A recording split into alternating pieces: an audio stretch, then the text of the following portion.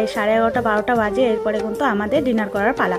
তো ডিনার করার জন্য কিন্তু আমরা চলে এসেছি। দেখো বর বলছে তোমাকে আজকে বাড়িতে নিয়ে যাবো না, পুরো রাত আমরা ঠাকুর দেখবো। তো আমি বলছি না, আমি বাড়িতে যাবো এখন, কারণ সকালবেলা পুজো প্যান্ডেলে আবার কাজ আছে, সবাই মিলে করতে হবে। তো বর বলছে না না, তোমাকে সারা রাত ভরে ঠাকুর দেখাবো আজকে। তো যাই হোক, এমনি বর মজা করছিল আমার সঙ্গে।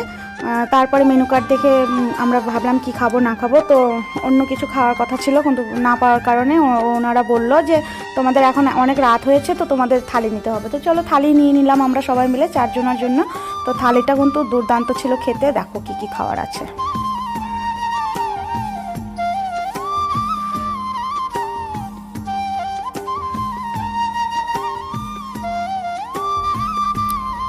তো যাই হোক, খাবারটা কিন্তু দারুণ ছিল, আর সবাই কিন্তু মন ভরে আমরা খেয়ে ফেললাম।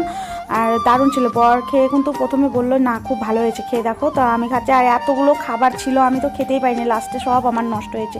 শুধু মাটন আর একটু রাইসটাই আমি খেতে পেরেছি। আমাদের খাবারের অর্ডারটা আস্তে আস্তে কিন্তু 12:30 বেজে গেল। এত ভিড় এইখানে, মানে কি বলবো, খাবারটা আসতে কিন্তু অনেক লেট করে দিয়েছে। তার জন্য কিন্তু আর এত রাত্রে ভালো করে আমরা ভালো করে খেতেই পারলাম না। কিন্তু খাবারটা কিন্তু দারুণ হয়েছিল, জানো তো।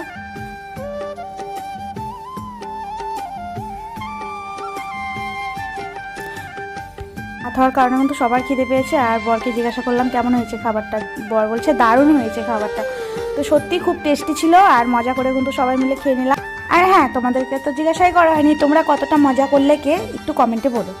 আমরা তো ভীষণ এনজয় করেছি, ভীষণ মজা করেছি, কারণ আমাদের বাড়ির পাশে পুজো হয়। ওই ব্লগটাও অনেক তাড়াতাড়ি তোমাদেরকে দেখাবো।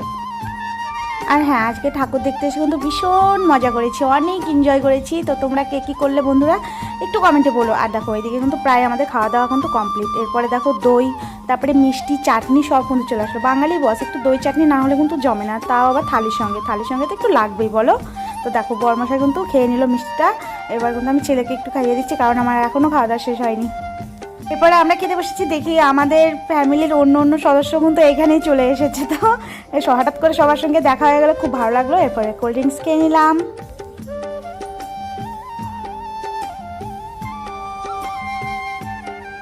এবার আমি একটু মিষ্টিটা খেয়ে নেবো, এবার দইটা খেয়ে নেবো। দই আমার ফেভারেট, দারুণ ছিল দইটা। আর বর কিন্তু খেতে চাইছে না, তো বরকে বললাম একটু খাও। তো বর দেখো খাচ্ছে। ও দইটা বেশি পছন্দ করে না, বললাম না ঠান্ডা জিনিস বেশি পছন্দ করে না খেতে, কিন্তু আমার কিন্তু ঠান্ডা খেতে ভীষণ ভালো লাগে।